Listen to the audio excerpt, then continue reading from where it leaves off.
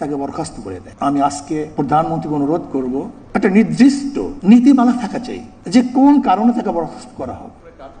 মাশাআল্লাহ, আলহামদুলিল্লাহ, জাযাকাল্লাহ।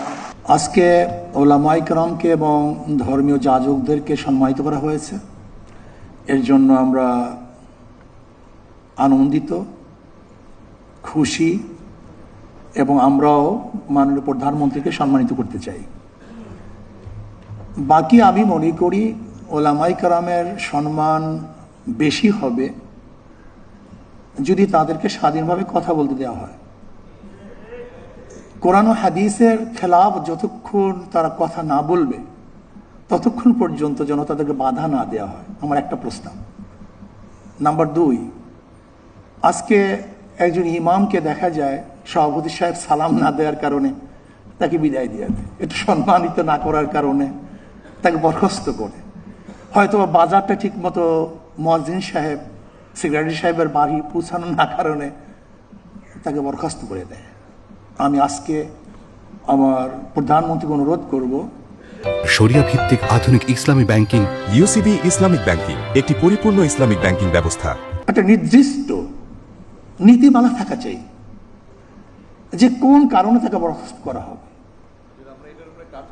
মাশাআল্লাহ, আলহামদুলিল্লাহ, জাযাকাল্লাহ। কেন বরখাস্ত করা হবে?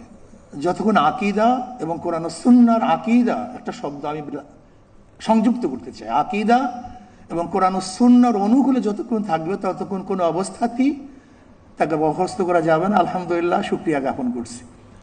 নাম্বার 3, যদি আপনি সম্মানিত করতেছেন ওলামায়ে কেরামকে, তাহলে আমি বলবো যে কমপক্ষে যারা চাকরিতে অন্তর্ভুক্ত হবে তাদের চরিত্রের সার্টিফিকেট যেন এই ইমাম থেকে নেওয়া হয়, এই এলাকার ইমাম থেকে, যে 5 ওয়াক্ত নামাজ পড়ি কিনা, তার আদর্শ ভালো কিনা। যদি এরকম কিছু তাদের থেকে চারিত্রিক সার্টিফিকেট নেওয়া হয় তাহলে আমরাও ভালো হয়ে যাব, আমরা ভালো হবো। আমরা চরিত্রের সার্টিফিকেট দিই, কাজে আমি যদি ভালো না হই তাহলে চরিত্র সার্টিফিকেট আমি দেবো কিভাবে? কাজে আমাকে আগে চরিত্রবান হতে হবে, তারপর আমাকে চরিত্রের সার্টিফিকেট দিতে হবে। যদি এই কাজটা করতে পারেন, জীবনভর আপনাকে সবাই স্মরণ করবে যে কমপক্ষে এই ব্যক্তি নামাজ পড়ে, এই ব্যক্তি খারাপ কাজের সাথে সংযুক্ত না।